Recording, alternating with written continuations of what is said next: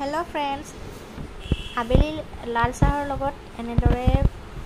মালপোৱা খাই কোনে কোনে ভাল পায়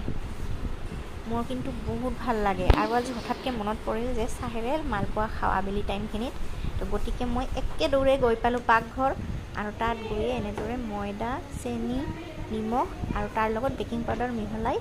পেষ্টখিনি কৰি থলো আৰু এই পিনে মই গেছত ৰঙা চাহ উঠাই দিছো ৰঙা চাহেৰে খাই ভাল লাগে আৰু লগতে তেল গৰম হৈ গ'ল এতিয়া মই পিঠা কেইটা দিম এনেদৰে আৰু দিয়াৰ লগে লগে দেখিছে কেনেকৈ তেলত ফুলি ফুলি উঠিছে বেকিং পাউডাৰ দিয়াৰ কাৰণে ফুলিছে আৰু হৈ গ'ল এতিয়া উলট পালটকৈ দিব লাগিব এটা সাইড হৈ গ'ল আকৌ উলটাই দি দিম দেখাত কিমান ধুনীয়া লাগি আছে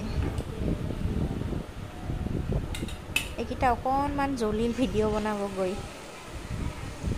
ষ্টাইলতে ভিডিঅ' বনাই আছিলোঁ ইপিনে মোৰ